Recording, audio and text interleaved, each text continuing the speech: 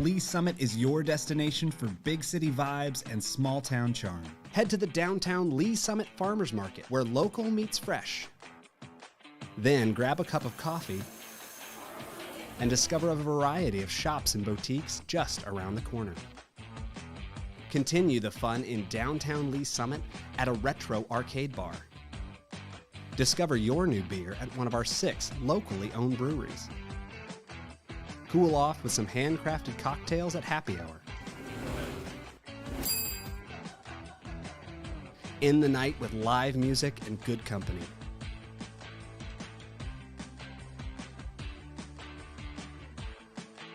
Lee Summit, Missouri. Hello, Lee Summit. Happy Victory Monday. Here's your flash briefing for the week of January 22nd. City Council will meet for a regular session Tuesday night at 6 in Council Chambers in City Hall.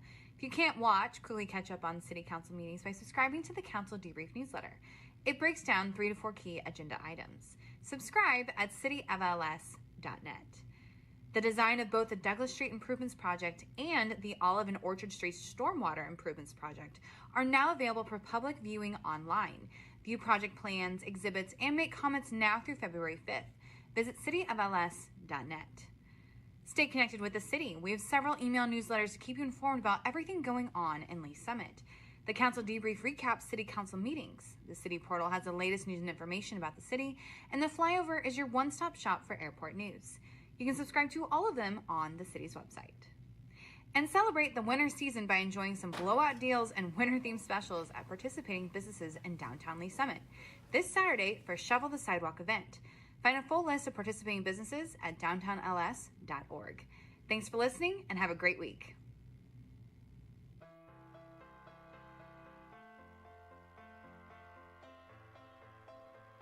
I'm Assistant Chief Jim Eden. And I'm Battalion Chief Ben Hicks. And today we're at Lee Summit Fire Station 3. Fire Station 3 was part of the 2016 no tax increase general obligation bond for public safety initiatives. The station was built and occupied in August of 2020. Unfortunately, due to the pandemic, we've not been able to give tours or have an actual ribbon cutting. So we want to invite you in today to give you the opportunity to see what goes on within the Lee Summit Fire Department station. Let's go take a tour. This is our admin side of the facility. We use this side mainly for offices.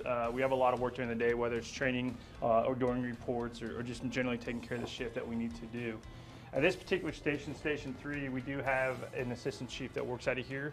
That person has their own office where they need to manage what's going on throughout the day with the shift and staffing, and as well as running calls out of here. The captain has their own office as well. What the captain does is at this specific station is in charge of both the fire truck that's here as well as the ambulance. And so with all those personnel responsibilities as well as running calls and reports, that's where they work out of. And generally for the rest of the crew, which is somewhere around 5 to 6 individuals, we have rooms to write reports, and we have additional training rooms and other rooms where people can work. Walking into our living area, I think it's important to recognize that we work 48-hour shifts. So in the evenings, after 5 o'clock, after work is done, we may have the opportunity to catch a game or something else as long as we're not running calls. And this gives us the opportunity to do that. When we go into our kitchen, I think this gives you a great reason to know why we go to the grocery store. When you see fire trucks at the grocery store, what we're doing. Well, so for 2 days working for 48 hours, we buy all our meals at the grocery store, and then we come in here and cook, just like you guys do at home.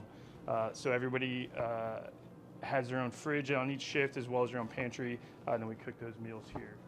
Going into the sleeping side of things, we've got a couple different things that are significant. We have our own laundry room, which again is important when we're here for 48 hours. The opportunity to wash and clean our clothes and bedding is very important for hygiene. And walking into where our beds are, we keep the kind of sleeping quarters over on one side of the building. It gives us both easy access out to where our fire apparatus are, as well as kind of keeping it a little bit quieter for those people that have been up all night running calls. We have 11 bedrooms here at this station. And the reason we built it with so many bedrooms is we want to give ourselves as a city the opportunity to expand. So if we need to put another apparatus here or numerous other people working at this station, that's already in place as far as infrastructure goes, and we don't need to go back and try to make it bigger or better. And that's really important for us, especially because the old station was so small. Back out on the apparatus floor, we had doors facilitated as many places as possible, so that way when we're sleeping at night and a call comes out, we can make our way out fairly quickly to get out onto the truck if we need to and run a call. On the other side of the station, we kind of have other stuff that we may want to keep separated if we want to. Physical fitness is very important to us as firefighters. So in order to better ourselves and make sure we're as healthy as we can to do this job, we have our own gym facility here that we kind of go throughout the day when we can and get an opportunity to come in and work out. Our goal when we run calls, when we get back to the station after calls, our goal is to get ready to go back as soon as we can to run another call.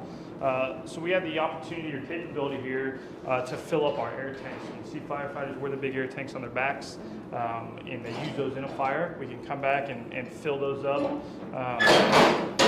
and make sure that we're ready to go again when we're wanting to go run another call.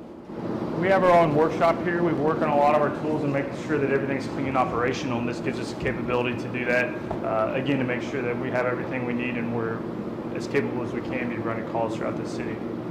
Cancer prevention is very important in the fire service right now. Because of that, we have an extractor machine, and what this does is gives us the capability when we come back from a fire, we can put our bunker gear into this machine and get all that really nasty crud off of our gear. Again, kind of getting back to that cancer prevention mode, allowing us to be as clean as we possibly can for the next call. And finally is our bunker gear room.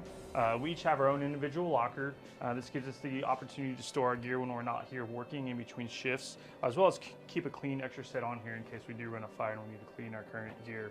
Typically, this is where your day starts off at the fire station. You come in and get your gear and put it on wherever you're working that day, and then you end the same way, bring your stuff back to your locker to go home after working. This is Med 3. This ambulance just currently moved into the station from Station 7. Station 3, since we've had it built, has turned into one of our busiest stations in the city. Therefore, we wanted to provide the best care in the closest unit as we could. So we moved one of our ambulances up, and this became Med 3 for this particular instance. Out of this station, we also have Pumper 3.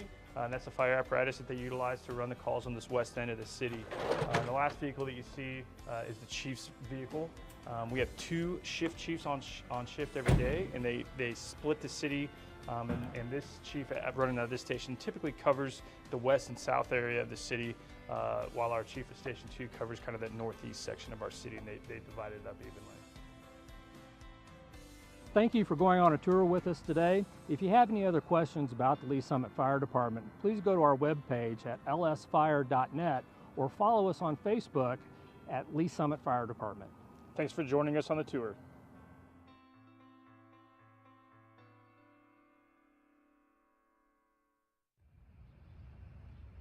It's member level. Thank you, Mayor. Great presentation, Ryan. Thank you. Is there any indicator that shows, are we supporting a need with... You know, they talk about like gym rats, kids that grew up with their dads that were coaches. Like I was a city hall rat. My dad, Tom Lovell, was hired as the Parks Administrator in 1978 and spent 40 years in public service here in Lee Summit. I would go up on the weekends when he was working, and I'd run around and play and do things, and I didn't know what he was doing at the time, but I just knew that was part of our weekend routine some days, was to go up and hang out at City Hall. Being part of a city from a young age to now in my adult life, you reap so many benefits from that. The people you know, you care more for something that you've been a part of. My wife and I knew we wanted to raise a family. Just trying to find a community that we thought we could raise our children in, that was good to me. And it just felt like the right move as we were deciding on a city to come back to.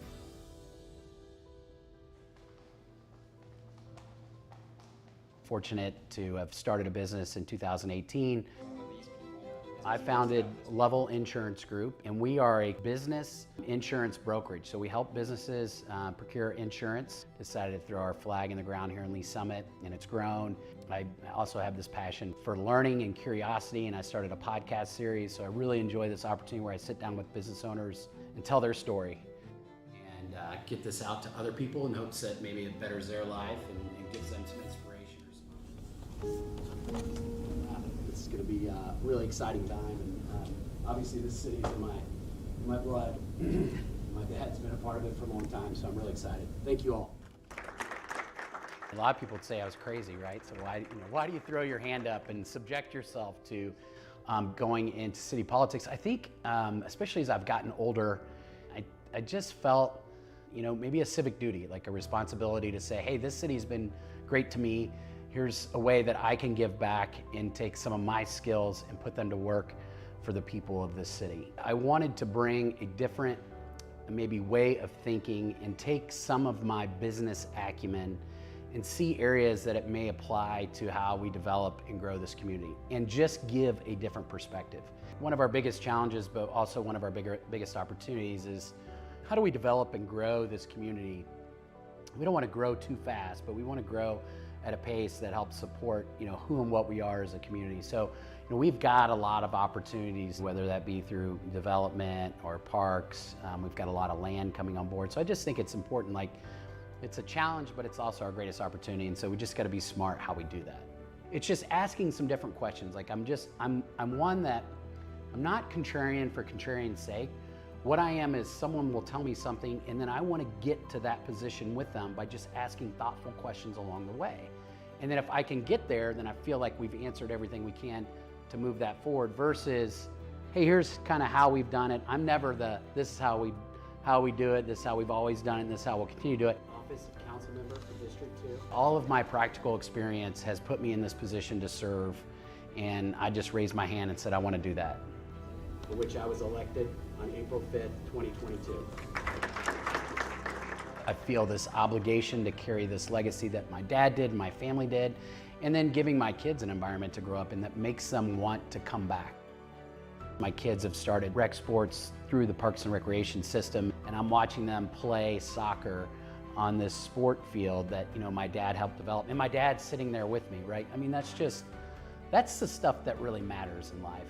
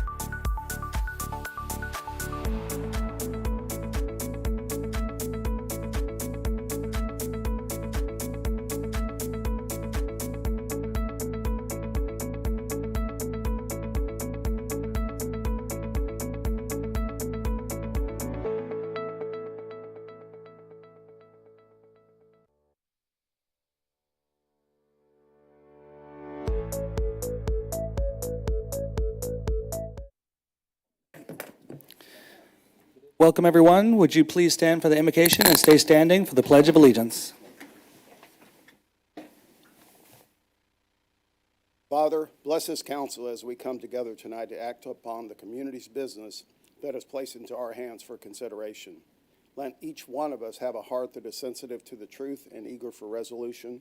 We ask that we might find the answers we seek and help guide the process. Amen.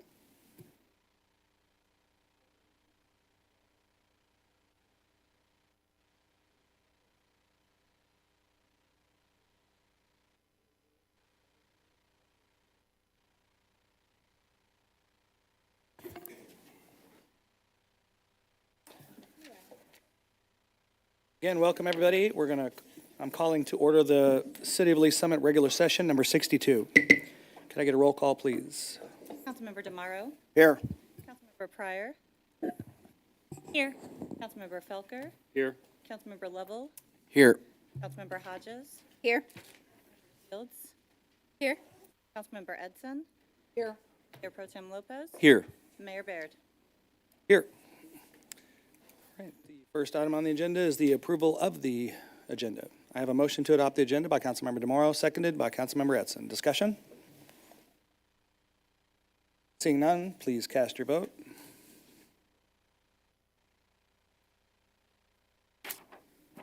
All votes are in. Please record the vote. The agenda is adopted unanimously. Thank you. Next is the approval of the consent agenda. I have a motion to adopt the consent agenda by Councilmember Edson, seconded by Councilmember Hodges. Discussion?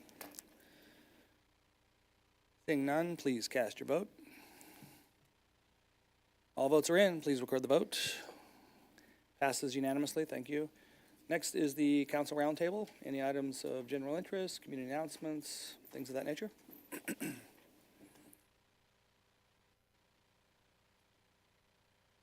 Okay. Rather than save it for council comments, I mean, I might remind you, but since it's at the beginning of the meeting, I'll just say on Tuesday at 8 a.m., I will go to Jeff City and do another public hearing regarding our opposition to a landfill or trying to get the boundary extended to 1 mile with regard to the House bill. So it'll be an 8 a.m. So I'll probably go Monday night and stay the night, and then so I don't miss that important meeting. So you all are welcome, but I just want you to know you're probably going to have to stay the night like me. Councilmember Shields. Thank you, Mayor. I'm surprised you didn't bring this one up, but you've got the mayor's character breakfast, don't you, this week on Thursday? Right. Yeah, Thursday morning. Very excited. Yes, I'm excited to go to that. And then also the Shovel the Sidewalk sale is going to be downtown this Saturday, so everybody should get out and support our local businesses. Hopefully our downtown businesses have better luck than the Buffalo Bills did after they shoveled their snow. You'd have to be a football fan to get that one. What? They don't post it.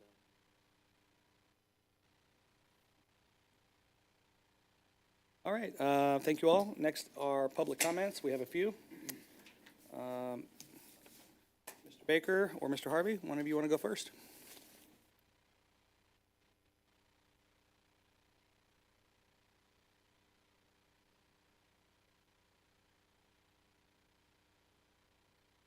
Mr. Mayor, City Council, I'm from Ron Harvey from Ron's Auto and Truck Towing.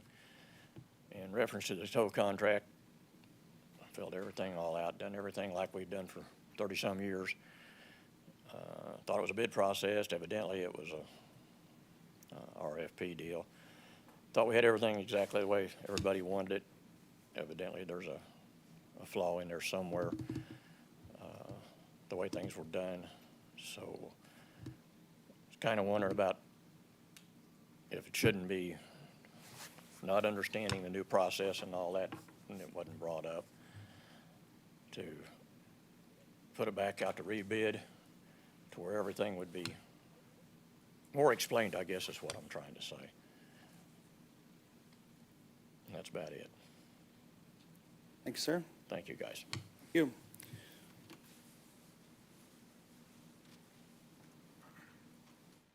Would you like to make comment too?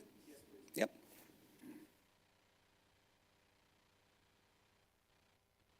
Thank you for taking the time tonight. Kind of elaborate a little bit on what he was saying. Guys, process has been the same way for 30 years. I'm sorry, I didn't announce your name. It's Mr. Harvey? Josh Baker. Josh, Mr. Yep. Baker, yep. So process has been this way for 30 years. No offense, Ron's 76 years old, still uses a flip phone. He's learning processes and procedures as we go. It's kind of why we've intersected and helped him. He did not understand the bid process of the RFP board. I'm going to be completely honest with you. We had a meeting with the city prior to this, and at that time when we met with them, not all the city, with a couple of them, we were trying to add some stuff into the contract that needed to be addressed, and a lot of it had been. Even at that time, they still were talking about a bid process and RFP. He did not fully understand that, and us as the subs, we did not have full access to fill his bid process out. We are very aware of what the RFP is with Jackson County Tow, us being a sub under him. We do this for 23 other principalities. There are a lot of other things that have came up through this process that have changed because you guys have changed your process too. One of them being, this is the only principality that, and this is me as a concerned citizen, only because we do so much for other places. This is the only one we've never had a spot check of a full spot check of your facility, of every truck that's on your list, of every piece of equipment. And I would say that needs to be addressed. This needs to be something that Lee Summit, as a council and as the citizens, would want, because if not, that anybody can turn a sheet in and have everything on a sheet saying they have this. This is nothing that's not been addressed to the fully max. And I kind of put that on you. I kind of am asking you guys to maybe put this back up for rebid so other companies can bid this at the full potential and know what an RFP is, not what's been going on for the last 30 years. That's the only comment I have. I hope a technicality on paperwork, because we've been told multiple times that's what's held this back of Ron getting it again, and Jackson County, is the fact that paperwork was held up and not fully understanding what an RFP is. So that's the only thing I have to say. Thank you for your time. I hope that you guys can continue doing business with Ron and Auto Truck, and we can keep providing service to you guys too, and the citizens of Lee Summit. Thank you. All right, thank you. All right, Ms. Vollenweider?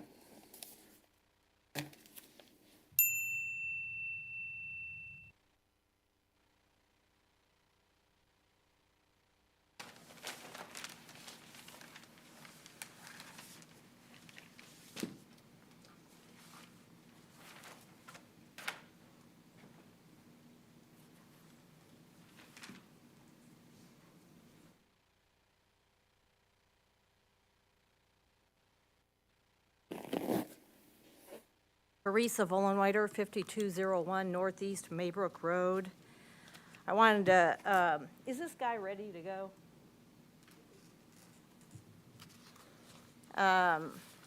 While we're getting that ready, I want to be sure that I didn't get to read what Bob Anderson, the surveyor for Collins Mullins and who did the Maybrook Road Reversion Survey for City of Lee Summit, what he wrote. You have a copy of the emails going back between him and me. And I want to draw your attention to, if I were you, I would read through the entire email, but at least read, I'll read the second page, where he says, "You are correct that the Collins-Mullins south boundary line not extending south of the quarter line." This is dated April 29th of 2022.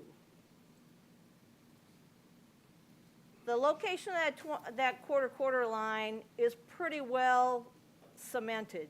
There are points online, and you've got, the original survey, you've got the Brant Ladwig survey, and you've got Bob Anderson's plat of survey, or minor division plat, that all show where that quarter line is. Now, the other thing to remember is that the Collins-Mullins deed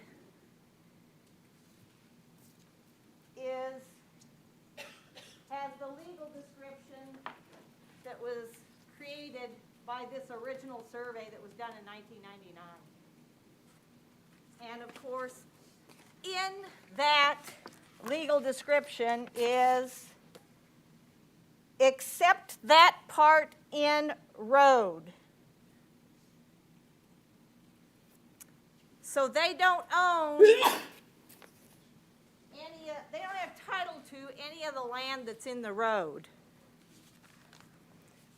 So I'd appreciate it if you'd look at that. Then this, I'm just going to review this. This was the document that I received, went to the property owners, telling us that there was going to be this rezoning, and this is Stephanie Mullen's signature right here. This is dated April 14th, 2018. The document that came with this, whoop, nothing happened there. Can you get the visual back up for him, Mr. Dunning?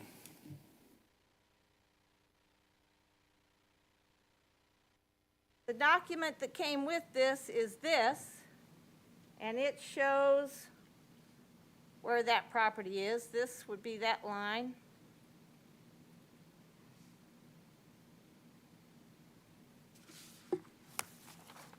This is the one the city received, March 19th of 2018, Development Services. This is the document that I received from the city showing the property that I owned, that was the part that I would use as for my protest, that I'm ownership of this. You can see it here. And then there's this.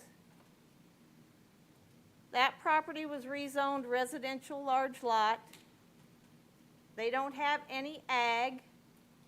My property is zoned ag.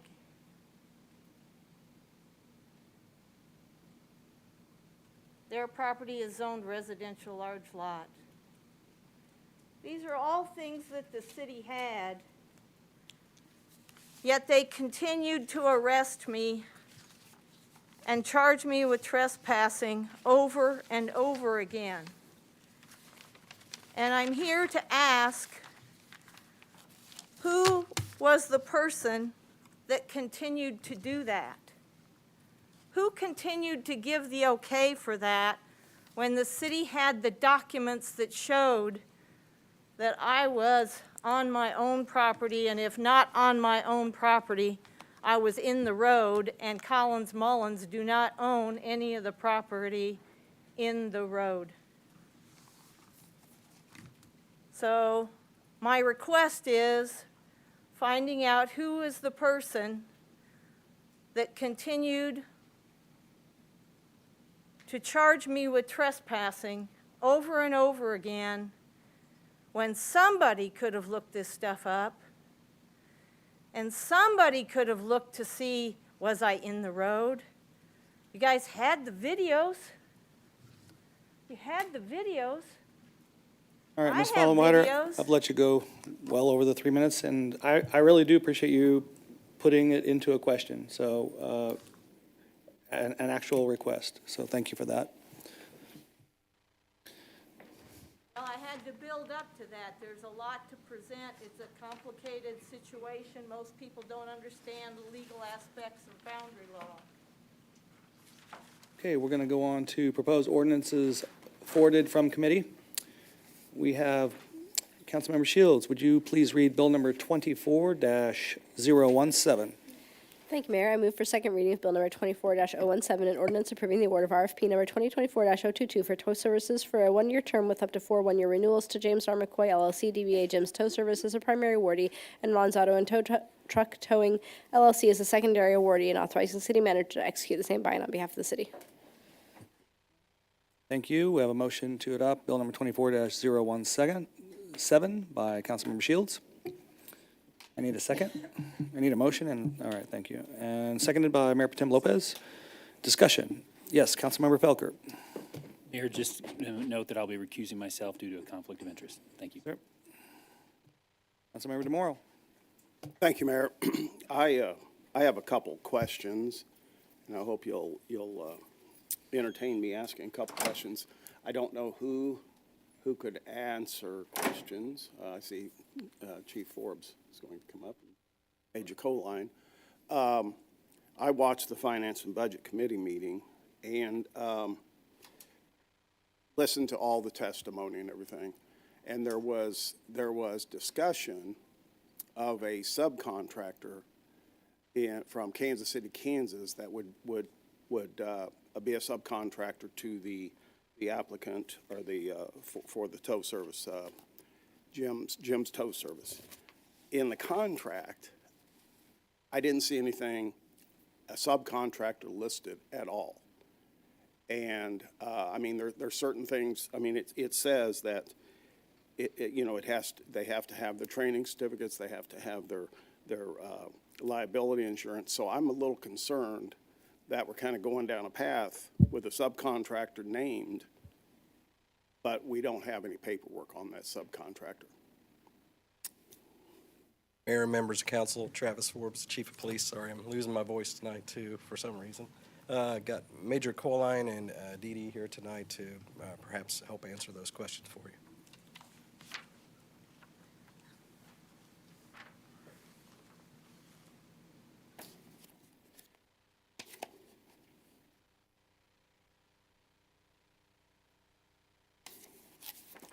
Council members, Kerry Coline, Operations Major, Lee Summit Police Department. You're correct, Mr. DeMoro, there is a subcontractor listed. It's All City Tow. Also, there's a subcontractor on the secondary awardee, which is Jackson County Tow. And no, we normally don't ask for an equipment list on a subcontractor when it's specifically used. And this came up during a discussion of the Public Safety Advisory Board based on fire equipment and the size of the fire equipment, potential insurance requirements of some fire equipment that were maybe over what Jim's Tow had. So the subcontractor was brought in to address that. Jim's Tow did also up their insurance to be able to cover that, but that's also a discussion that went further with the fire department and Chief Snyder and Assistant Chief Kevin McCaw. Is they routinely operate outside of our contract to tow their fire equipment. The fleet manager, they make a call to the fleet manager, Mark Stinson, who decides what company he's going to use. So the contract on B3 says they are able to use the city contract tow if they want to, and then the rates will be what is determined as fair market value. But no, Ms. Cheerhard informs me that normally on a sub, we don't ask for the same amount of paperwork and stuff that we normally do on the RFP itself. So hopefully I answered your question there. I'll defer it to Dee Dee if she has a better explanation. Well, I'm still troubled because sure.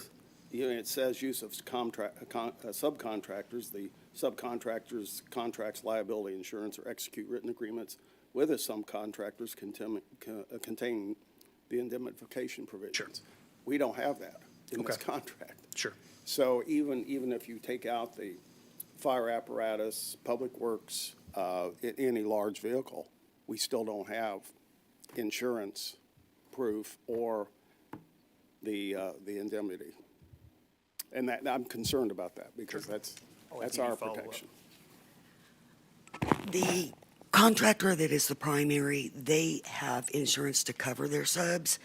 Now we can ask for a list of equipment from All City Tow, but we usually don't. And more than likely, the fleet manager, Mark Stinson, would not call Jim's Tow to do a fire apparatus. They've got specialized towing companies that usually do that work. But we are hoping that we don't lose a fire apparatus.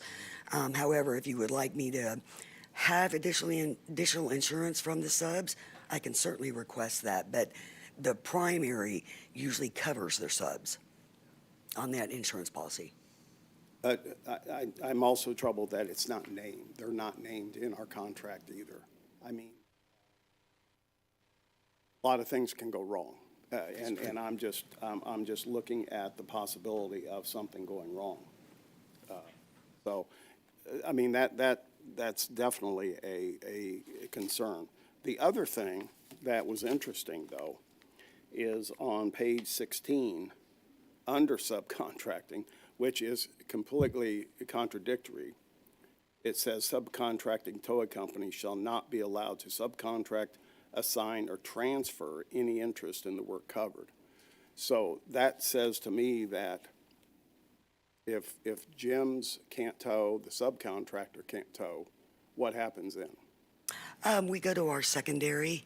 That clause means that they can't sell our contract or sell their business with us involved. We have to have approval over that. So that clause is if they get rid of their business and our business goes with it. Okay, all right. Okay, well, I will stop there. I probably have more questions, but I know there's a list to speak. Thank you, Mayor. Okay. Thank you. All right, thank you. Councilmember Hodges. Thank you. I was just curious if maybe somebody could address the public commenters, the two gentlemen that spoke, if that's an option, maybe what went wrong. If we could just explain a little more on that issue, because I'm a little confused as well, and if it would even be an option to put it back out to bid. Yes, council member.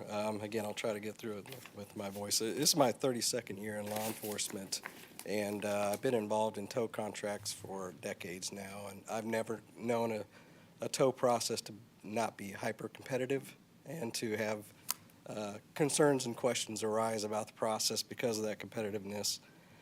This process is not just a police department and finance department process. It also involves our Public Safety Advisory Board, which has a tow committee specifically for the reasons I just said. This has always been a contentious issue with our tow contract. So we infused a degree of citizen involvement in the contract to provide a bit of oversight, quite frankly, to reassure some of the tow contractors in the process. So would we be able to rebid this process because there was a misunderstanding about the requirements, which I don't believe that there was necessarily a statement that the requirements were not spelled out well, that they were just misunderstood by one of the vendors. I'm not sure if that's possible or not. I would leave it to our law department to potentially address, but I do see issues with that coming up in all of our bid processes, that if somebody claims they didn't simply understand what the requirements were, but there's no problems that we see in the requirements, that it's opening up a bid process that has already been decided through a fair system of scoring, and in this particular case, a high degree of citizen involvement as well. So I don't know if Mr. Head has any input about reopening already completed bid processes or not.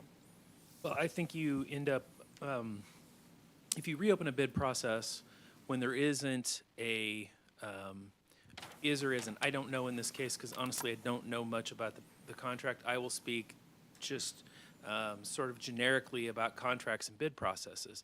But if you reopen a bid process after you have a successful bidder, someone who has complied, who has turned in all of the information, and you reopen the bid process because one of the other bidders didn't understand, you potentially have liability to the bidder who was awarded or was in line to be awarded that contract, especially if you go back, do it over, and suddenly that person no longer gets the bid because now everybody's seen their bid. I mean, it really does become anti-competitive when you run a process, you have a successful bidder, and then you undo that process over a complaint. Unless there are really material, significant deficiencies in the bid process, I would not recommend that you do that. I will note, too, as a follow-up to Councilmember DeMoro's question, that I do believe we could do some checking on the concerns over the insurance requirements. I will also say that, I kind of lost my train of thought. That there are provisions for failure baked into this contract several times, and I think you'll see that in fact the city has annual renewals, that if it doesn't serve the best interest of the city with the contract that we've agreed with, we can move on to our secondary tow contract company, which is the tow companies who made the public comments tonight. So we do have provisions if this service that was selected as the primary bidder fails, that we can fairly easily move on to our next bidder, and that is out of respect to making sure that we serve our citizens in the city of Lee Summit well. Thank you. Councilmember Pryor. Thank you, Mayor. Okay, so I just want to get this straight. Well, I guess for one, could you tell me what the bid process is? Is it completely online? Is it paper and online? Like, what does that look like? Yes, it was online, but any of the proposed suppliers could turn in a paper bid. So we had that option. For tow, everything was pretty much local. So if it came hard copy, it was in a sealed envelope. The difference is a bid, it is strictly based on low bid. This process was different. We opted for RFP because we mandated the pricing that we wanted the tow truck company to follow. So we made that an RFP, but we did allow for them to propose additional pricing or different pricing than what we dictated. I think Ron went down on one, and Jim's Tow just stayed the course with what the pricing was that we outlined in the document. But an RFP is a little bit more subjective.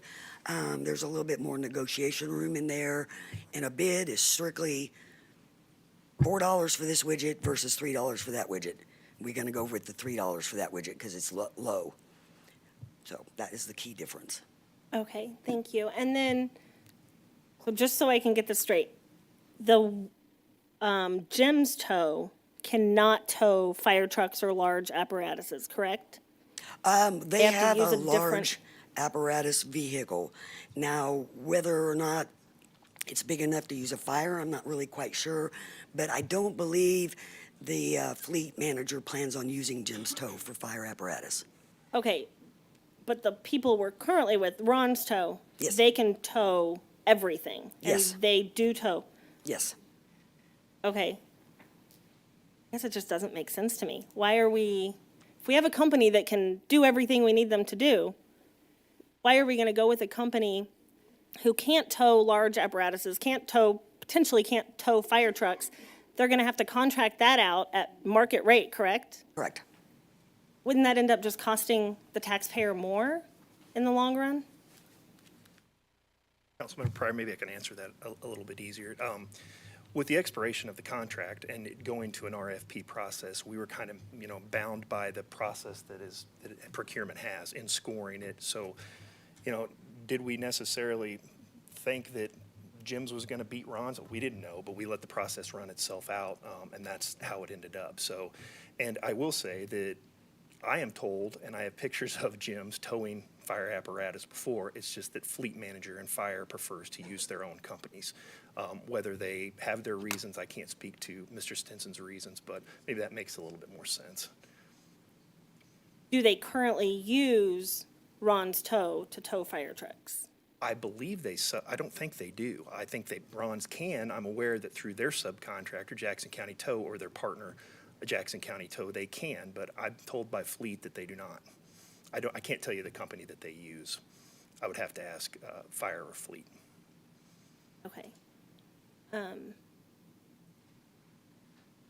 So paying market rate, so that market rate the price can fluctuate then, right? It's a negotiated price, yeah, based on fair market value. And then if there's issues with it, the contract has a provision that the tow committee must approve anything that seems like it's out of market, if that makes sense. That'd be after the fact, obviously, because we'd have to tow the vehicle. But it is subject to tow committee review. And that was a goal, too. I'll speak a little bit to what Chief said about oversight. When we started our research into this, and kind of the reason we went from the low bid to the RFP, is there was improvements we wanted to make. We started in about the summer of 2023, knowing that this thing was coming up for expiration on February 1st. And 4 things that the committee identified, the research committee, were the rates. We thought they needed to be a fair market value as opposed to low bid. We identified oversight. We thought we needed to have better oversight just to kind of come up with some answers to some questions like what Mr. Baker posed about lack of equipment, just accountability on both sides, both the city and the tow company. Technology, we were antiquated. We were using paper tickets that got lost, couldn't be read, and then I mentioned oversight already. And after conferring with procurement, it was determined an RFP was the best way to go about that as opposed to a low bid. So that's the reason we changed after I think it was mentioned 34 years that it had been a traditional low bid process. So maybe that puts a little insight on it as well. So, and I don't know if, but when he bid the process, he was still under the impression it was low bid versus, or where exactly did the mix-up occur? Well, I will say that we did change the process, but the city of Lee Summit, that's kind of how we do things, I believe. We look for ways to improve our processes, and we don't do the same things for over 30 years and not take a fresh look at them and see, can we improve them? And that's what happened in this case.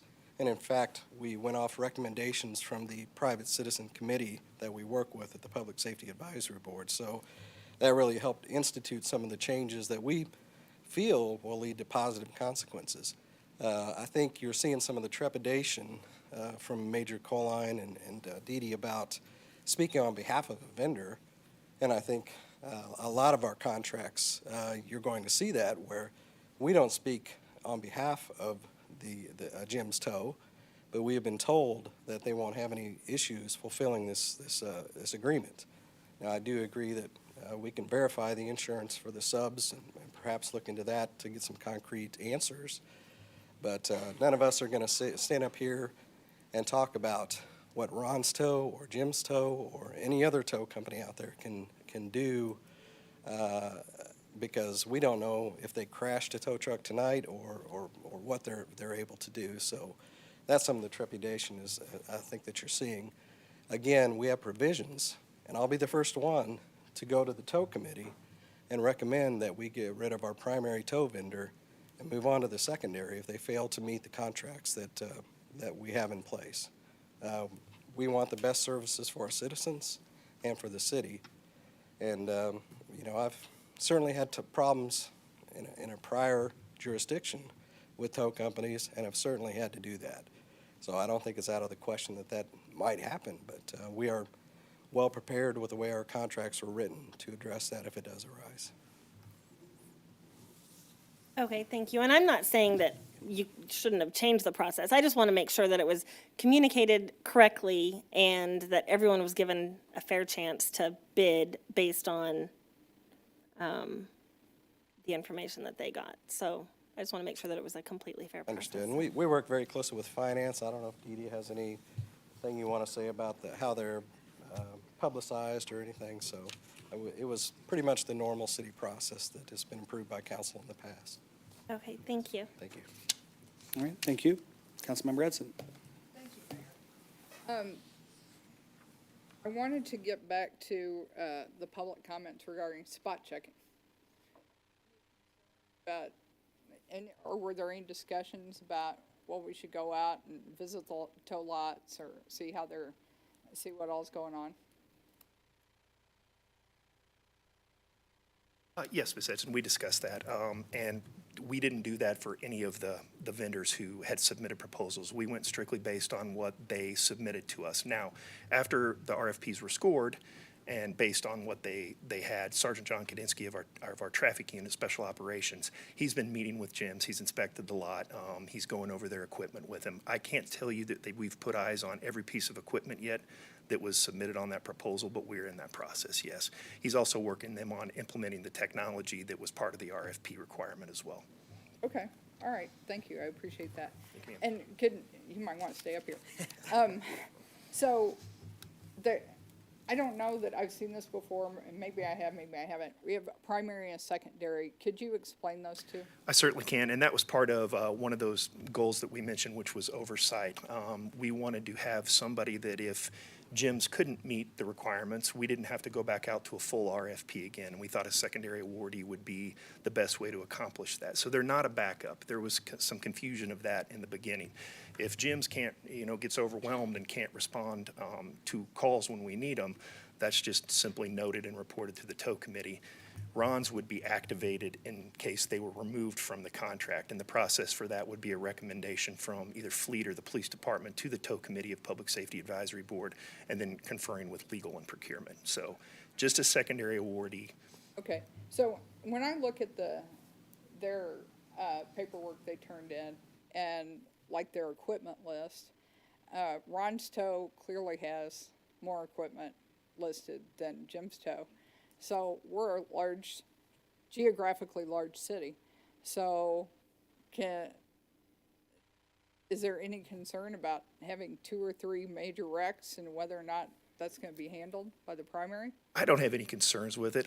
We've not ran into that issue. Let me explain a little bit. Let me ask can I talk about the RFP scoring and all that? Just not individual scores, but we can. Okay, I'm going to try to dance around this with what I cannot talk about. So it's probably not the way to say that. I'm new to this, so one of the problems with, and I won't say problems, just one of Jackson County Tow's submissions was that the equipment list that they gave was extremely hard to read. And I believe in the debrief, we talked about that was actually something the accountant had submitted. We couldn't tell what was sold and what wasn't sold. And I believe they probably do have significantly more equipment when they combine their resources, both Ron's and Jackson County. But that's something that we couldn't tell during the RFP process and during the scoring because it wasn't submitted with the proposal. Okay, and my last question is on Miss Earhart. I believe I said that right. She was saying that on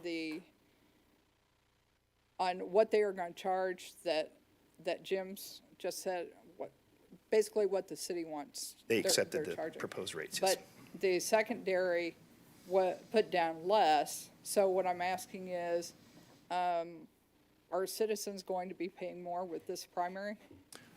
There were two areas that they elected to bid lower, and I can't recall off the top of my head, Ms. Edson, what they were. But for those two areas, they would. I would have to reflect the notes, but I don't believe it was significant. I can't remember Like what. under quarter ton, I think. Okay. And I'm trying to find it. Too much paperwork. Yes. Okay. All right. Okay, thanks. Yeah, and as Mr. Head noted, by dancing around, obviously he means, we don't want to talk in too much detail about the selection process and give away information that wouldn't be fair, so. Okay.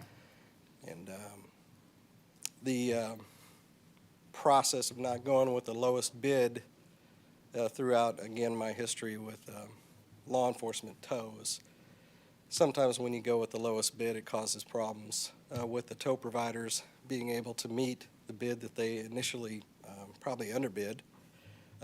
Circumstances and things change over time too. I believe this contract has escalators to account for that too, to make it more fair to the tow providers as well. And I've actually seen tow companies go out of business because they underbid a tow contract. They just couldn't keep up with what was required. So, and also I talked quite a bit during the process about the necessity for a secondary tow company to be listed because I've seen some of the volatility over the years with tow companies who could come and go. And so I think, or not provide the services that our citizens need and expect. So that was a very important part of this contract too. All right, thank you. And I just wanted to repeat, just for clarity. So the primary and secondary, the secondary is not a backup. They're not like an on-call. That is just if something happens, the primary goes out of business or we're not satisfied with that. Yes, right? Councilmember. Okay. It's essentially a failure mechanism. If the first provider fails, we go to the second without having to do this complete process again. If they both for some reason failed, we would have to just redo the bid and just do it all over again. All right, thanks, Chief. Thank you, Mayor. Thank you. Councilmember DeMoro. Thank you, Mayor. Chief, while you're standing there, the words failure to perform came up a couple times. How is that determined? I mean, how do we know, how are we watching, I should say, and making that decision? Is there a committee? Is it you? I mean, you said that you would be ready to act if that happened. Yes, Councilmember, and I believe I made the comment that I would recommend to the tow committee. And so once again, the Public Safety Advisory Board Tow Committee, which is a part of the PSAB, they have sort of involvement and oversight in our tow contract matters. And so if we had repeated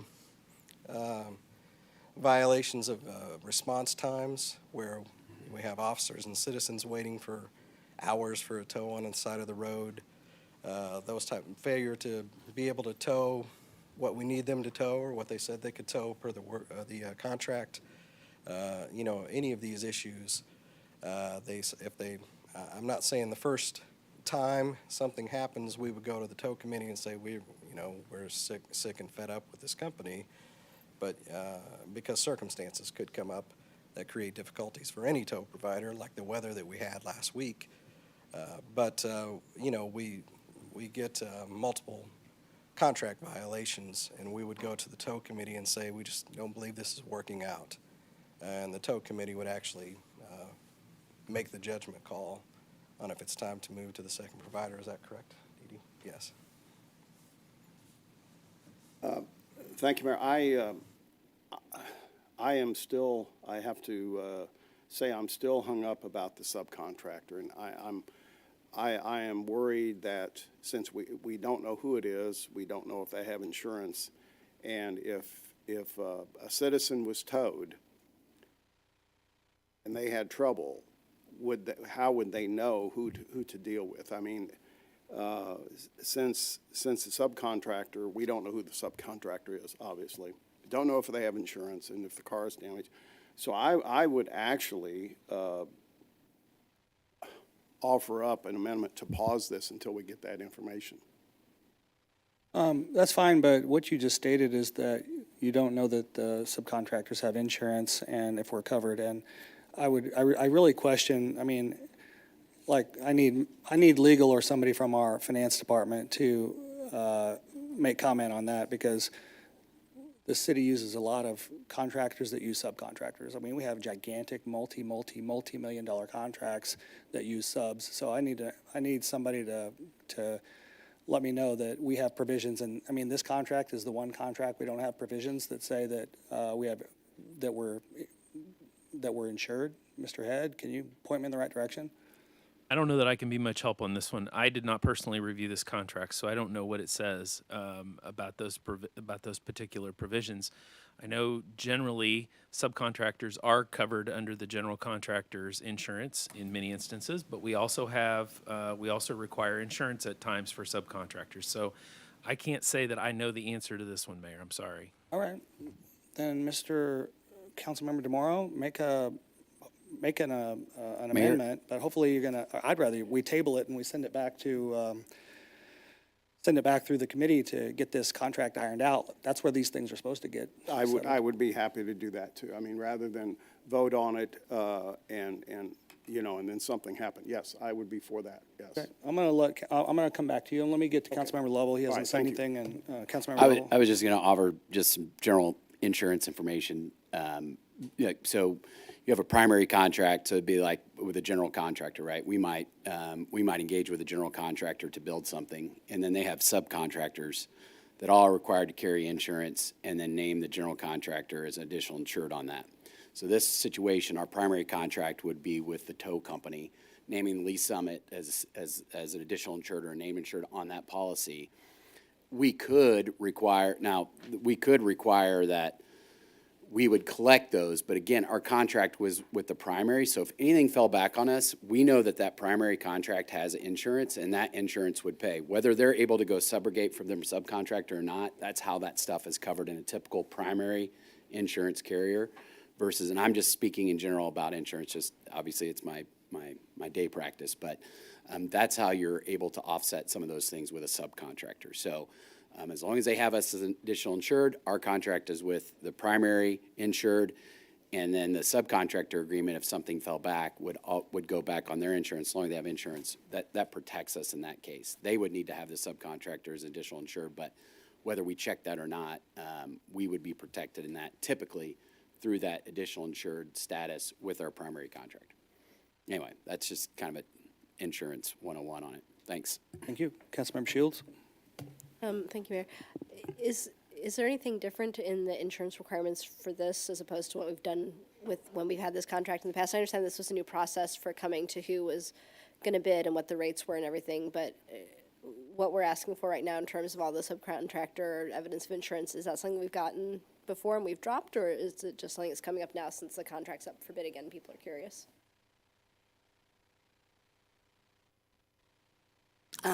All of our contractors have to cover the city for additionally insured. Our contract is with them, not the sub. So the insurance will be covered. Now, I did not check to see if All City Tow was additionally insured under Jim's Tow, and I can find that out. And if not, if you're wanting them to be added, we can, but the city's contract is with Jim's Tow, and Jim's Tow does have the insurance coverage needed in case we lose a fire apparatus or the fire apparatus is damaged during the commission of a tow. So the contract is with Jim's, not the sub. And if we pass this ordinance tonight, that's something you can still do as you're effectuating all of this to go and check the, I'm sorry? if this ordinance passes tonight, you can still go and check on the insurance. Oh, to make sure. absolutely, yes. Okay. I Yes. guess, Mayor, I don't feel a need to send this back to committee. I feel like the information that staff has provided is sufficient for me to be comfortable with the bid process and the contract and the insurance. So if the rest of the council wants to send it back, we'll take it back up, but. Yeah, I just want Seems to. like it's gone through. Sorry, Mr. Head, I'm going to come back to you, like, based on what was just stated, and what Councilmember Shields is stating, we can pass this and we can still go address this in the contract, or do we need to just send this back to committee and have this addressed so we can make sure we get this taken care of? Well, we can always go and check on a provision and determine whether or not we have appropriate insurance. If, however, this somehow is a deal breaker, then we should not go forward with passing a contract tonight. And because when you pass this tonight, it's done. Now, what you could do tonight, if you chose to, it is forwarded from committee, which gives it the ability to be read twice in a single night in order to pass. You could read it a single time tonight, get the answers to the questions, and then it would be back on your next council meeting, and it would just be under the second reading. You also have that option procedurally to you. It would not send it back to committee, but it would allow some additional time for staff to go collect up the answers to these questions, report back to you at the next council meeting, and then you could take final action or not then. Okay, Councilmember Shields? I guess if that's the, I would prefer to go that route than sending back to committee, since that it would just delay it for a month. And I completely understand why there are questions, why we need to be thorough, but I also feel like it's, as has been discussed, this was an open bid process, and I think I'm not comfortable just starting over after we've already gone through a well-thought-out process involving our Public Safety Advisory Board, our staff, our committee process. So if we want to have first reading tonight and then wait for to vote on final adoption until staff can come back and bring a couple answers on the insurance questions, that's fine with me, but I really don't feel like we should be pushing backwards, so. Okay, so if, what I thought, though, when we said push it backwards, was to clarify the contract language. Mr. Head? To clarify the insurance questions and make sure that the contract language has everything in place. That's what I was that saying. You all Not have commented starting on. the RFP process over again. No. Okay. All right. Councilmember Shields, are you? Statement? I guess I've said my piece, but I was going to go around and get, because I know Councilmember DeMoro, I need to get back to him and see where he's at on this. Councilmember DeMoro? Yes. My preference? Yeah, we've got, to me, there's pass it tonight and then get the answers from staff over the next couple of weeks until our February 6th meeting to read it a second time, or send it back to Finance and Budget to correct the contract language. But I haven't really heard that we want to start the process over from anybody.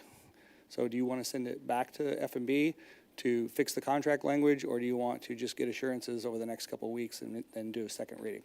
Which we could still always send it back to F&B after that. I would prefer the contract language be correct or corrected based on information, and then that makes the decision.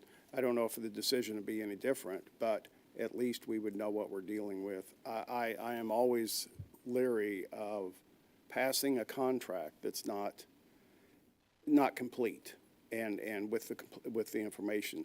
And I didn't ask, is anybody from Jim's Tow here that could answer any of these questions? Well, I mean, it's a contract question. Our own attorney couldn't, that's true. Sorry, That's Mr. Head. true. I mean, it just, yes. So let's. I would rather go back and discuss it again and get the contract set. Okay, process for doing that, Mr. Head? Just sending it back?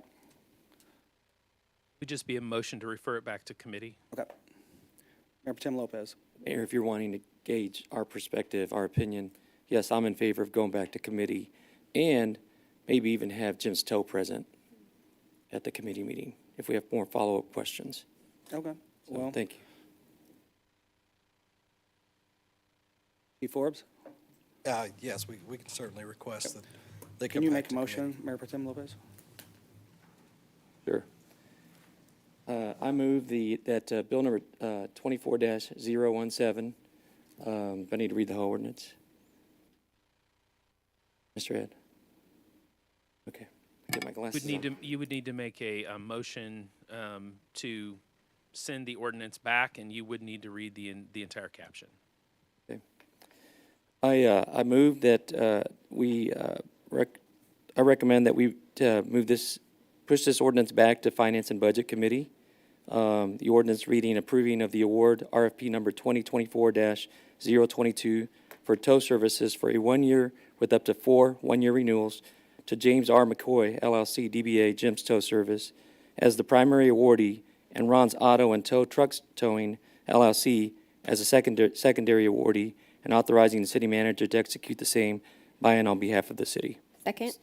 All right, we have a motion to move the bill number 24-017 back to Finance and Budget by Mayor Pro Tem Lopez, seconded by Councilmember Hodges. We are voting on moving it back to Finance and Budget. Discussion? Seeing none, please cast your vote. Do a roll call vote. Roll call Mayor. vote, please. Mayor Pro Tem Lopez, Yes. Councilmember Hodges, Aye. Councilmember Lovell, Nay. Councilmember DeMauro, Aye. Councilmember Pryor, Aye. Councilmember Shields, No. Councilmember Edson, Aye. Mayor Baird. What's the count right now? We have 2 no, 1 recuse, and 5 aye. Okay, so it's going to pass. So I'm voting no because that's the way I feel. If it was close, I would have voted for it, just to send it back, just to make sure. But let's fix the language. So, all right, man, that was a tough one. It was supposed to be an easy night. That was not easy. You guys made it hard on us. Let's go to. Do you want to grab Councilmember Felker, please? Oh, here he comes.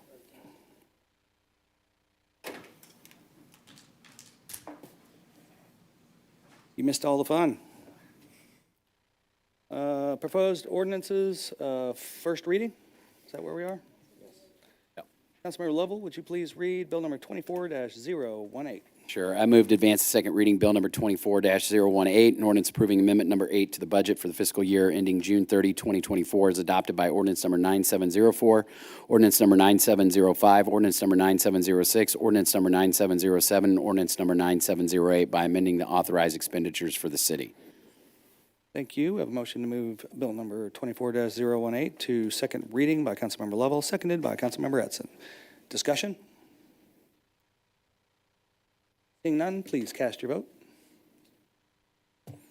All votes are in. Please record the vote. Does move to second reading unanimously. Thank you. Councilmember Edson, would you please read bill number 24-019? Thank you, Mayor. I move to advance to second reading bill number 24-019, an ordinance accepting final plat entitled The Villas of Chapel Ridge, second plat, lots 43 through 74, and tracts C through 1 and D through 1 as a subdivision to the city of Lee Summit, Missouri. All right, thank you. We have a motion to move bill number 24-019 to second reading by Councilmember Edson, seconded by Councilmember Shields. Discussion? Seeing none, please cast your vote. All votes are in. Please record the vote. It passes unanimously. Thank you. That takes us to committee reports. Sounds like Finance and Budget's going to be having another meeting. You have to find some humor in that. No. No special meetings next week. That's our week off, except for me going to Jeff City. Councilmember Felker. Thank you, Mayor. The Rules Committee did meet this last week. If you might recall, we talked about discussing in rules how public comments that were submitted in written form, how they would be presented or preserved for public consumption or the record. Kind of in some ways you might think a minor thing, but just how do we make sure that those written comments that are presented to council members are shared? So we talked about that and then ended up talking about some other things as well. There's the procedure that we use now is if, and we all may be familiar with this, but if we receive communication before that's written, it's presented to council members in advance. If there is something received during the meeting, a written comment that's perhaps someone is not presenting it, it's going to be preserved in the action letter afterwards. We also talked a little bit about just other things relating to public comments that kind of related to that. Staff has been working on providing some more instructions to those who are in-person attendees, just kind of rounding out what they know, even where the bathrooms are and things like that, just simple things to make the experience for those who come in and do public comments, make sure they're fully aware. And then I think something that we've discussed before, if there are items that are presented to those on the dais, whether it be in a committee or in a council meeting, those items are going to be placed with Ms. Fowler, or Curie, excuse me, and then brought to us, which is the practice we've been seeing for a while. I'll also just make one other comment, and I wrote some notes about this. How public comments are actually handled, there is actually a bill in the legislature that might set some rules. Hopefully it applies to them and not just us, because they're not real friendly up over there. And that's an interesting observation. I would be interested to see how sharing this with you, House Bill 2206, if you wanted to look at it. So we may have more that actually governs how we address public comments. We'll see. I don't know what traction there is right now with that bill. They put us in the smallest Senate room possible for the most important piece of legislation I've ever dealt with, and as far as a mayor. So it was ridiculous, but. Go ahead, Mayor. I mean, you couldn't fit all the people in the little bitty teeny room. It was not, I don't know. Felt stacked, but, okay. Other committee reports? Okay, public comments, or council comments? Yes, Councilmember Shields. Thank you, Mayor. So I wanted to bring up something I've been thinking about recently that I'd like to see us perhaps send to a committee for discussion, which is franchise trash hauling. So without naming any names, I decided as a private citizen that I wanted to change my trash service.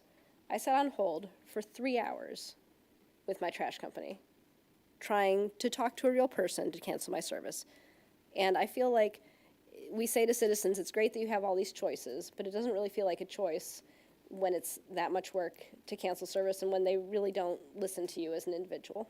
And I feel like we could serve our citizens well by looking into the possibility of franchise trash, where the city would have more oversight and also more leverage to bring down rates and to make sure that customer service calls aren't ignored. Additionally, I think we've talked about a little bit in council before, the wear and tear on our roads from multiple trash trucks going up and down all the time really is a cost to the city. I was talking to someone today who saw, I think, no less than 15 trash trucks going around her cul-de-sac in one day. And it just is a lot of wear and tear, and we could be a lot more efficient. So I'm not saying that we need to make a decision right away. I think that there's going to be some information coming out of our community survey about what folks are looking for in their trash service, how satisfied they are with it, and that might be a good jumping off point for discussion. But I would love to see this taken to a committee at some point and having a more full discussion of it. I think it's something that we should at least take some time to think about. So thank you. Okay, thank you. Mr. Denning, it's been a long time since this, long before me, that the council ever discussed something like this.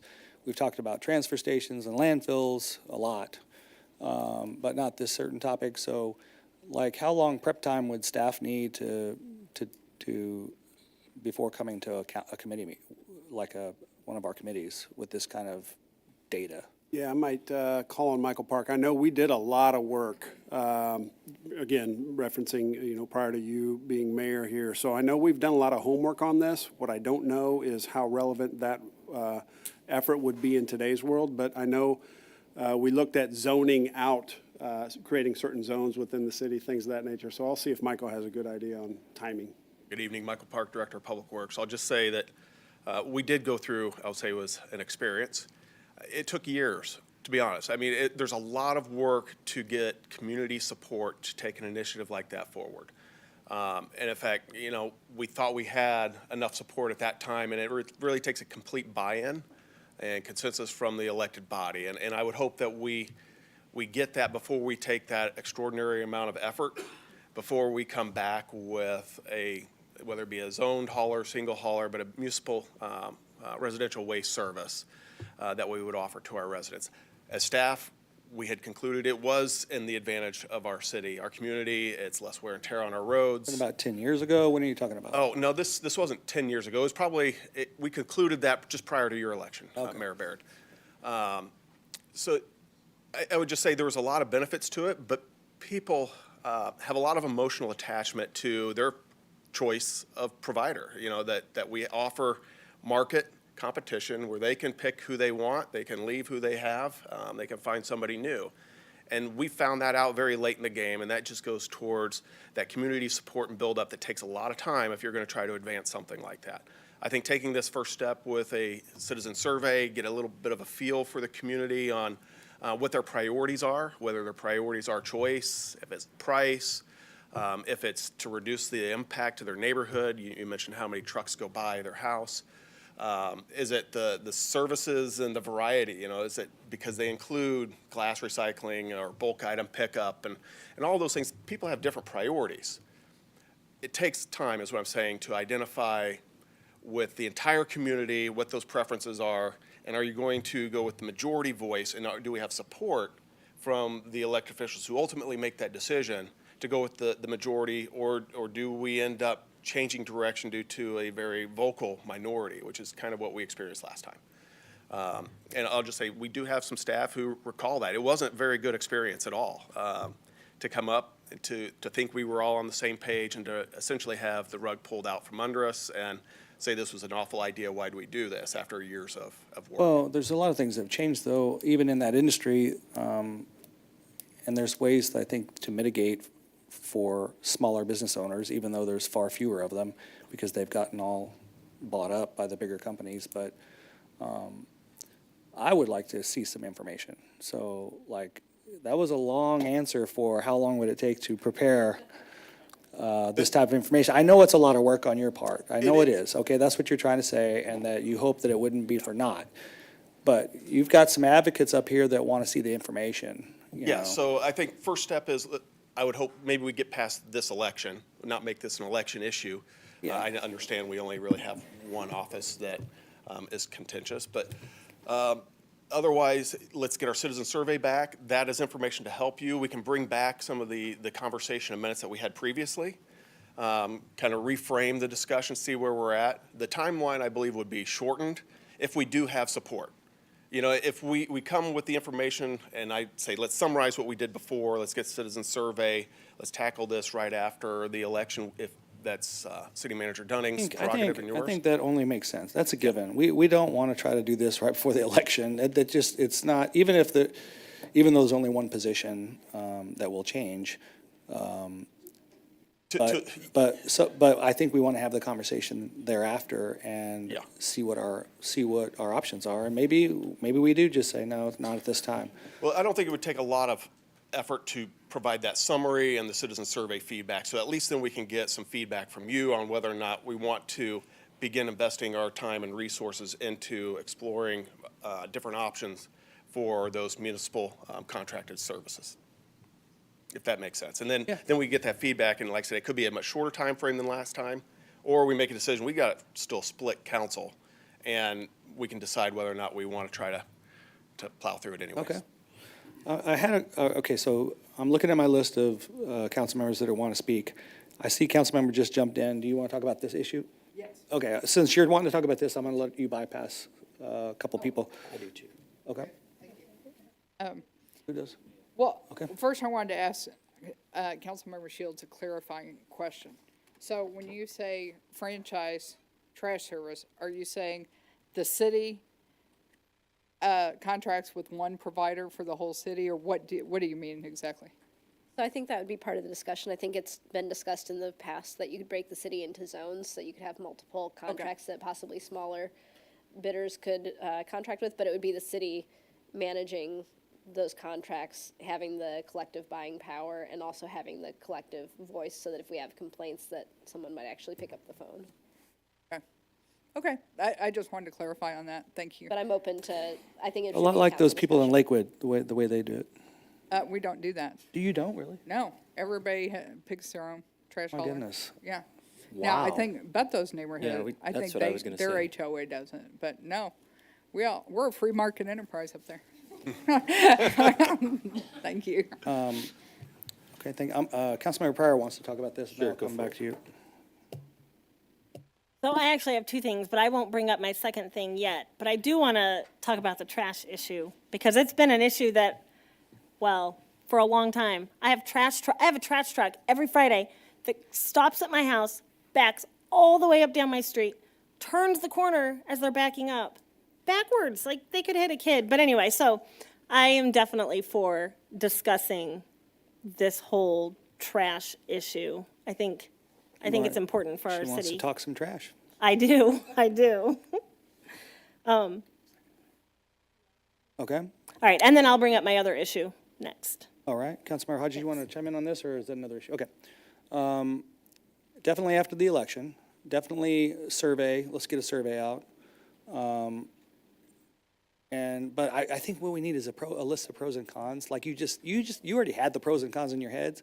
We just need to delve a little deeper in them. Yeah, and see if we really want to go down this path. We can have that ready to go when Yeah. you are ready as a council to start discussing it. Whether it starts at committee or you want this to be a full council discussion, that's really up to you. But summarizing our last initiative, which we'd already kind of outlined the pros and cons, and off the top of my head, I just listed a few, so. Oh, you remember it well, I can tell. Oh, yes. All right. Yeah, Oh, Bethel I had a Lopez, question. Mayor Pro Tem Lopez. Thank you, Mayor. Thank you. So, I definitely am in favor. Councilmember Shields and I spoke about this conversation earlier. I think it'd be very healthy for us to have this discussion again. It has been a few years since the last time you guys attempted this. And I love the zone kind of suggestion she made, and that's something we can talk about when we look into this. The other thing is, as Councilmember Edson said, our neighborhood, Oaks Ridge Association, just went to one vendor here recently, and I think that's been awesome. So whether it's a zone or some kind of ordinance that does it by homeowners association or neighborhood, I think those are things we should explore. I think doing it universal, or as you put, municipal residential trash service, I think that might be, I don't know if that's realistic, honestly, but I think these other concepts could work. So that's it. Thank you, Mayor. All right. Thank you. Thank you, Ms. Thank you. Park. Okay, back to Councilmember Pryor. Thank you, Mayor. Okay, so I have heard from quite a few constituents regarding snow removal. And I feel like that's always, after every snowstorm, we're going to hear from people that are not extremely happy. So I know our snow fighting efforts often get compared to like other cities, and questions as to why our streets don't seem to be as clear as other places. So I was just wondering if, probably Mr. Park, I'm not sure, oh, okay. If they could explain to us the differences, why there could be differences in one municipality over another municipality. Thank you. Good evening, Mike Anderson, Deputy Director of Public Works Operations. That is a loaded question. But let me start, because you're right, we do get compared to other cities. But let me start even smaller than that. Let's look at the discrepancies even within the city that we've seen, especially in this last snow event. A little bit unique. I mean, so even if we look at the disparity across the city, you know, if you're northern Lee Summit, 4 to 6 inches in this last one. Southern Lee Summit was 7 to 9. So even the amount of snow from municipalities can vary greatly. This was a very unique event that we haven't seen in a long time. Started out with rain, kind of cleaned our pavements, turned into a wet, heavy snow. And then the temperatures really, really tanked. So in this kind of event, when we get onto a street was extremely critical. So very time sensitive and is with respect to results. If we were able to get onto a street before that wet snow got packed down and turned to ice, we were able to break that snow off and get down to bare pavement almost. Once that snow got packed and turned to ice and we hit your street, we're scraping over the top and you've got a sheet of ice. So there again, there's a lot of discrepancies even within the city. Take that out now and start looking at the KC metro area. As you recall, we present our snow plan to council in the fall typically, and we talk about what our snow plan is, what our level of service expectations are, and we all agree on that, and we set our equipment and personnel accordingly. I'm sure other municipalities are having those same conversations. So our level of service and expectations may not be in alignment with their level of service and expectations. I really don't know. And then I think there's a lot of, I'm in Lee Summit, I'll leave my residential street. I see my residential street's not all that great. I drive into Olathe, Overland Park, Liberty, and I'm for the most part on our arterials in some of the major collectors, and those roads look great. So gosh, why do they look so good and I look so bad? So, I think that's just some of those things that can lead to that discrepancy and those comments that we get of, why is Lee Summit not plowed to the same expectation as some of the other cities. So there may be something to that, and I think some of it too just may be perception, honestly. How often do we review those procedures? Do we do it once a year, or do you guys do it once a year? We review our snow plan annually. We go through it. We try to look at things like this, lessons learned. Where can we improve? How can we improve efficiencies? As you recall, the last couple of years we've added turn by turn. We've added the wing plows. We've done these things. And that's all been review of the current plan and discussions on how we can move forward, going better. We typically present that. We'll go through that and present that plan to the city council in the fall. Maybe that's not enough time for you guys to react. If that's something we want to review and maybe bring the plan in the spring where we can look at it and maybe make some tweaks, before we're right into the season, that's obviously something we could do.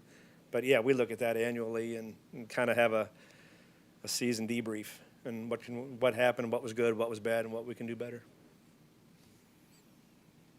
Thank you. And I do want to say thank you to all of the employees out there removing snow, because I know they're working all night long, and so. The temperatures made it a very challenging event, for sure. So we're looking forward to this next couple of weeks. This forecast looks great. 60s next week, we'll take it. Yeah.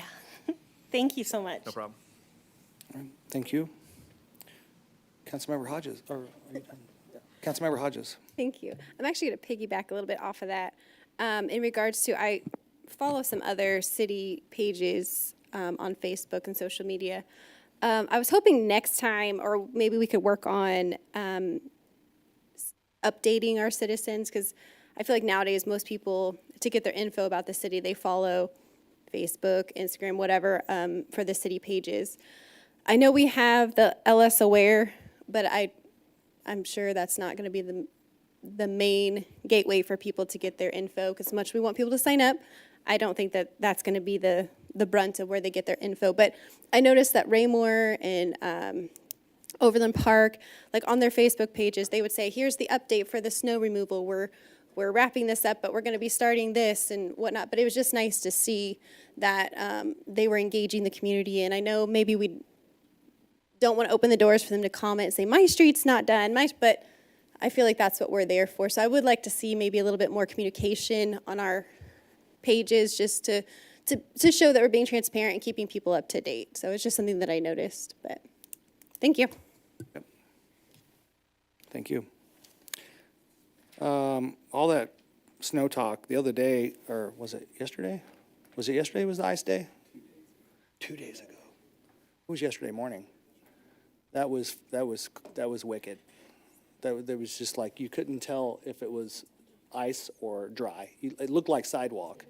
And then you stepped on the dry, what you thought was the dry part, and it was ice. That was wild, because usually you can tell the glaze of it, but I noticed everybody stayed off the roads. Did you notice that? Everybody stayed off the roads yesterday morning, except for me. I was silly enough to get out in it. But I have a heavier car, so that helped a little bit, I guess. Mr. Dunning, going to staff. Well, remind everybody, I'm going to go to that public hearing Tuesday at 8 a.m. So cross our fingers, and that we'll have the same kind of support from the House as we did the Senate, and we should have full support from the House, I believe. So, Mr. Dunning. Thank you, Mayor. Just a few things. A lot of birthdays. 4/9 of you have a birthday in January, so happy birthday to all of you. Councilmember Hodges, Councilmember DeMoro, Councilmember Edson, and Mayor Baird all celebrating birthdays this month, so happy birthday to all of you. A reminder that tomorrow evening out at the Metropolitan Community College is a public meeting in which the Mid-America Regional Council, that's our regional planning organization, has conducted a landfill capacity study, and they will be publicly sharing that information with anyone from the public who would like to attend that meeting. So that's tomorrow evening, Metropolitan Community College at their Education Center at 6 p.m. I've also worked with Mid-America Regional Council to schedule a presentation here at our council meeting on February 13th. So we will plan for that, Mayor, as long as you're good with that and the agendas line up for that. I think that's a pretty light agenda. So a shorter summary presentation just for all of your awareness too, so we can have that discussion here as well. I believe that's it. Thank you, Mayor. Okay, thank you. Just real quick for staff, Mr. Head, sorry I was teasing you tonight. I know you can't read every single word of every single contract, but it's got to be tough. So with that, we're going to get home safe and sound a little early tonight. I'm going to adjourn this meeting at 7:24.